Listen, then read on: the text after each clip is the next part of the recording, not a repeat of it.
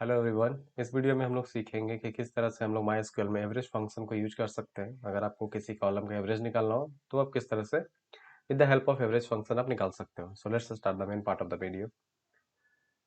पहले my SQL open कर लेना है। ठीक है, ये मेरा माई एसक्यूएल ओपन हो गया। यहाँ पर एक नया क्वेरी एरिया जो है, क्वेरी टैब जो है वो मैं एंटर कर ले रहा हूँ। ये नया क्वेरी टैब जो है एंटर हो गया। Let me first zoom the area.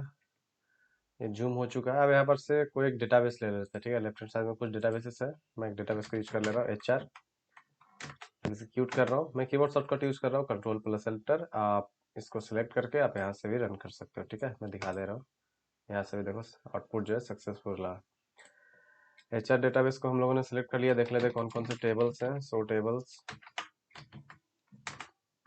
हाँ तो एम्प्लॉयज वाले टेबल को मैं देखूंगा। सो सिलेक्ट ऑल फ्रॉम एम्प्लॉयज। ठीक है, पहले मैं देख रहा हूँ कि यहाँ पर जो है वो कॉलम कौन सा है। तो सैलरी है। ठीक है, सैलरी यहाँ पर आपको दिखाई दे रहा है जैसे 1,80,000, 50,000, इस तरह से कुछ कुछ सैलरी है। मैं चाहता हूँ कि एवरेज सैलरी क्या है एम्प्लॉय का। ठीक है, तो उसके लिए करेंगे क्या, we will start with the select. ठीक है, इसको थोड़ा सा नीचे चला जाता हूँ यहाँ से। ठीक है, सेलेक्ट लिखना है आपको। सेलेक्ट, उसके बाद आप एवरेज को यूज करना चाहते हो, एवरेज लाना चाहते हो, देन राइट एवरेज AVG। ठीक है, उसके बाद फिर ओपन पेरेंथेसिस मतलब कि ओपन ब्रैकेट। उसका जिस भी कॉलम का आप जो है एवरेज चाहते हो, जैसे हम लोग सैलरी वाले कॉलम का चाहते हैं तो हम लोग सैलरी लिखते हैं SALARY। ठीक है, आप यहाँ पर देखो सैलरी वाला कॉलम है, इसका हम लोग एवरेज चाह रहे हैं तो इसको जो है ब्रैकेट के अंदर लिख देंगे। उसके बाद फिर यहाँ तक हो गया। Select average salary from, table का नाम लिख देना employees, EMPLOYEES employees, semi colon. आप यहाँ से एग्जीक्यूट कर सकते हो या फिर कीवर्ड शॉर्टकट कंट्रोल+Enter को यूज कर सकते हो। ठीक है, जो एवरेज सैलरी है वो है 72,000। ठीक है, उसी तरह से आप कोई भी मतलब कि कॉलम का आप जो निकाल सकते हो। ये जरूरी नहीं है कि आप सैलरी का ही निकालो। यहाँ पर देखते कोई और कॉलम है, कोई और कॉलम तो ऐसा कुछ है नहीं। ठीक है, एक और मैं आपको सिलेक्ट करके दिखा दे रहा हूँ।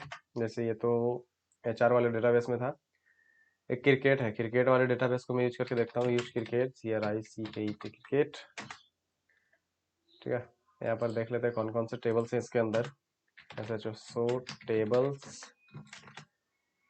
बैट्समैन, बॉलर, ODI को देखते हैं। ठीक है, so select all from ODI,